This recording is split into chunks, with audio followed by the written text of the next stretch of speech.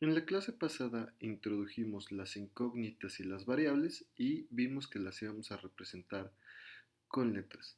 Vamos a ver en esta clase cómo vamos a trabajar con ellas en las expresiones algebraicas, esto es, sumando, multiplicando, dividiendo y restando las expresiones. Lo primero que hay que decir es que vamos a utilizar letras distintas para números distintos. En este caso, X y Y no son el mismo número.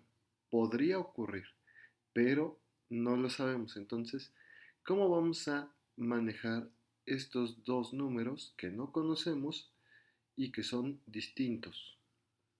Pues lo que vamos a hacer es que para sumar y restar simplemente los vamos a colocar separados por los signos.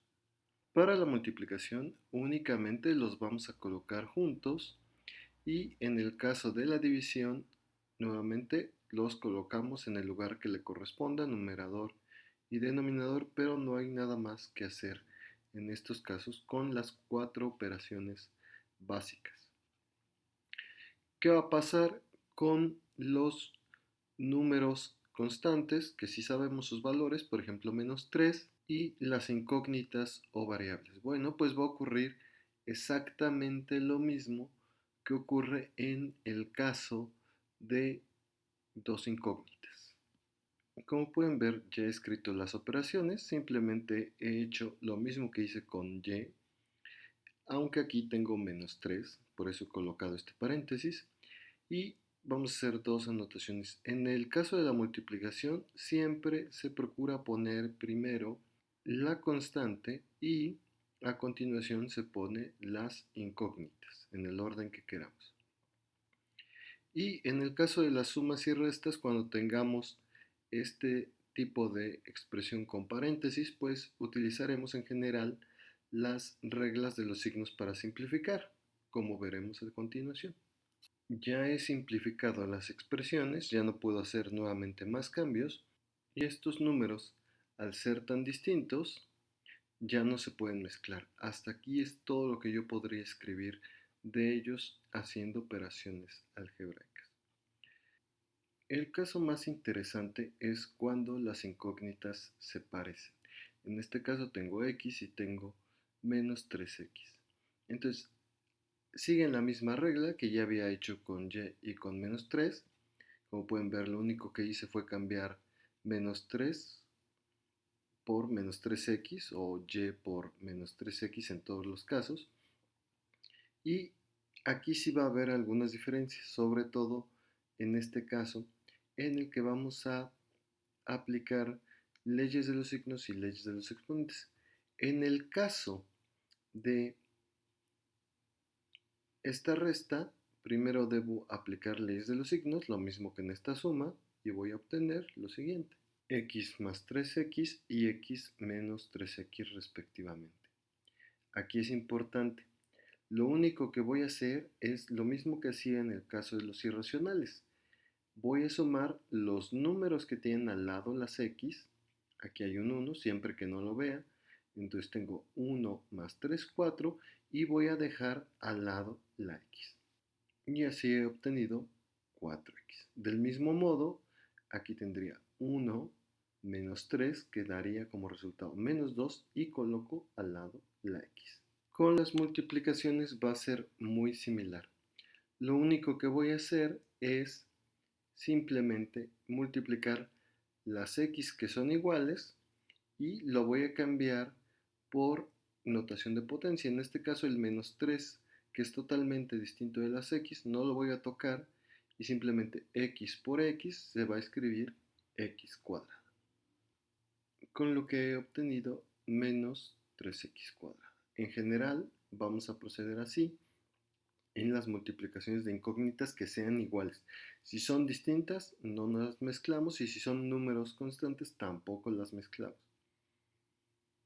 Con la división, finalmente, lo que se puede aplicar es la ley de cancelación. En este caso, x y x se encuentra tanto arriba como abajo, entonces este resultado quedaría -1/3 porque puedo eliminar la x.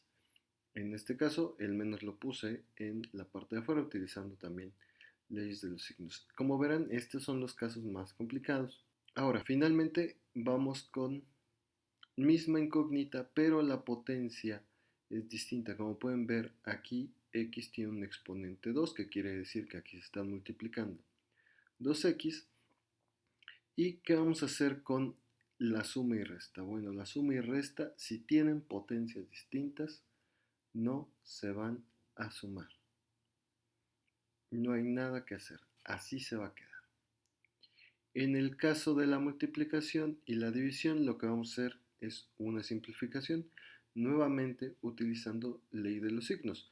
Aquí quiere decir x cuadrada, que hay 2x multiplicándose, lo vamos a multiplicar por una x más, y entonces vamos a tener x por x, que es x cúbica. Como pueden ver, ya he escrito la simplificación, x por x cuadrada es simplemente x cúbica, y x entre x cuadrada sigue el mismo proceso de cancelación. Aquí abajo hay x por x, son 2x multiplicándose y tengo una x arriba, entonces puedo cancelarlas obteniendo simplemente 1 entre x. Después vamos a ver un poquito más de esto aplicando leyes de los exponentes, pero es importante notar algo. Lo primero es que si son muy distintas las incógnitas, prácticamente no se mezclan. Y la segunda es que estos números, pese a ser muy distintos de los demás, cumplen todas las demás reglas que ya vimos de la aritmética de Peano, las 9 reglas que vimos. En general, ¿cómo se van a manejar entre ellas cuando sean muy parecidas? Pues vamos a hacer simplificaciones en la suma, simplemente sumando los números que tienen al lado, y en las potencias, simplemente utilizando leyes de los exponentes.